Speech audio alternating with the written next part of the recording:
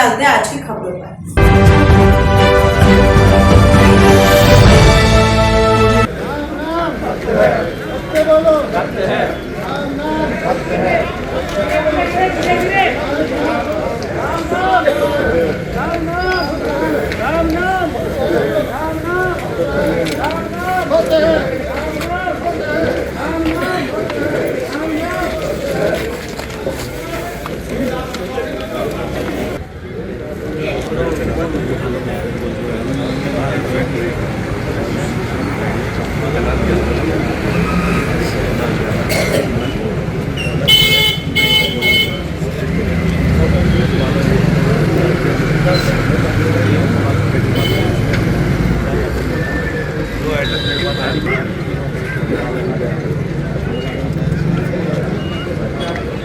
Sir, ये हमारे मोदी नगर में जो एक एक्सीडेंट हुआ है उन्नाव में 3 लोगों की मौत हुई है, भैया आपका क्या कहना है इसमें?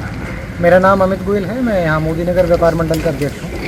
और बड़ी दुखद घटना है कि हमारे भाई अशोक अग्रवाल जी और उनके भतीजे अभिनव जी और उनके साथ अन्य 2 साथी और थे, वो उन्नाव में कहीं पे किसी कार्यक्रम में शिरकत करने जा रहे थे और उसमें उसी दौरान जो है सुबह 5 बजे के आसपास की घटना है, रोड पर उनका एक्सीडेंट हुआ और उन चारों की जो है वहीं पे ही मृत्यु हो गई। समाज के अंदर कैसा नाम था इन लोगों का? समाज में बहुत बड़ा नाम था। पश्चिम उत्तर प्रदेश में अशोक अग्रवाल का एक सिक्का चलता था राजनीति में, मैन टू मैन बहुत ज़बरदस्त कनेक्टिविटी थी। आप वैश्य समाज के अनेकों संगठनों से जुड़े हुए थे, व्यापार मंडल के बड़े पदों पे थे, मीडिया से भी जुड़े हुए थे, मीडिया के TV 27 के CEO थे और OB राजभर साहब के भी एक राष्ट्रीय और प्रदेश स्तर के बड़े पदाधिकारी थे। तो ऐसा व्यक्तित्व होना जिसने 30-40 साल अपने जीवन के समाज को दे दिए हों, ऐसा व्यक्ति भविष्य में दोबारा ऐसा मिल पाना, बन पाना आज के टाइम में बड़ा नामुमकिन है। चित्तरंजन साहब, ये जो घटना हुई है इसमें जो हमारे मोदी नगर के 2 लोगों की व्यापारियों की मौत हुई है, आपका क्या कहना है इसमें? 2 नहीं भैया 3 हमारे मोदी नगर के परिवार के लोग चले गए हैं और बहुत ही दुख का विषय है।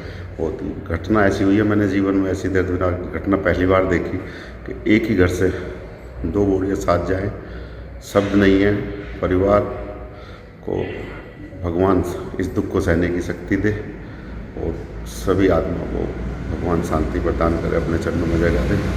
और अशोक भैया को मैं बचपन से जानता था, एक आइडियल थे हमारे लिए कि जिस से उठे, ज़मीन से उठे और जहाँ तक उन्होंने अपनी पहचान बनाई और हम सबको उन पर गर्व था कि अशोक भैया हमारे जानकार हैं। ऐसे व्यक्तित्व का जाना और उन साथ ही सतीश भैया के बेटे जो बिल्कुल जवान थे, 21 साल का बच्चा फौज में जाना, अद्भुत क्षति। आकाश जिसकी 1.5 साल की बिटिया है, वो देख के बड़ा मन विचलित है और भगवान से प्रार्थना करेंगे कि भगवान भविष्य में हमें इन दुखों से बचाए और ऐसी किसी परिवार को आपदा ना आए।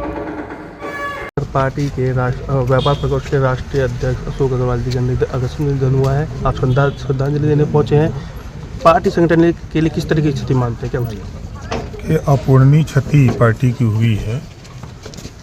जितनी ताकत श्री अशोक अग्रवाल जी अकेले पश्चिमांचल से लेकर पूर्वांचल बुंदेलखंड तक अपनी पहचान यूपी के साथ साथ बिहार हुआ, महाराष्ट्र हुआ, मतलब प्रदेश में जहाँ जहाँ संगठन रहा वहाँ वहाँ इन्होंने अपनी पहचान बनाई। और जिस तरह का लोगों से मिलना और व्यवहार जिस तरह का था, अब उस तरह का व्यक्ति मिलना बहुत दुर्लभ है।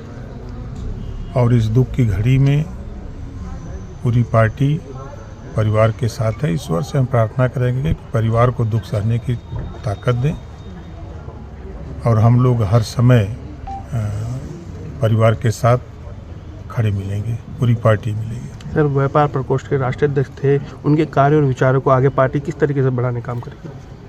कि जो वो निर्देश हमको बताते थे उसको हम लोग अक्षरशः पालन करते थे।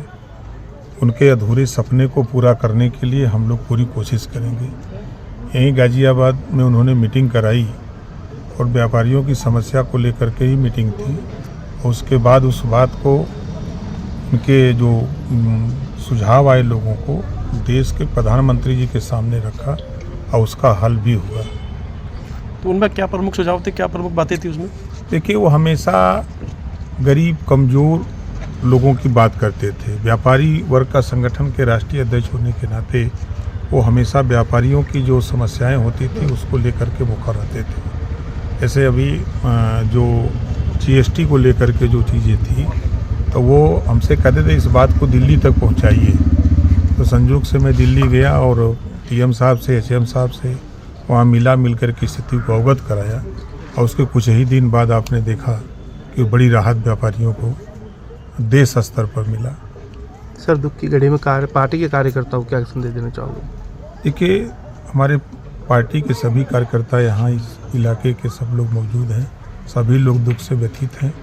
सभी लोग ईश्वर से यही प्रार्थना कर रहे हैं कि मृतक परिवार को जो संवेदना पहुंची है उसको सहने के लिए ईश्वर से हम लोग सभी लोग प्रार्थना करते हैं कि उनको ताकत दें और ताकि फिर अपने काम में सब परिवार के लोग लगे। आज के लिए खबरों में बस इतना ही। कल फिर होगी आपसे मुलाकात। नमस्कार।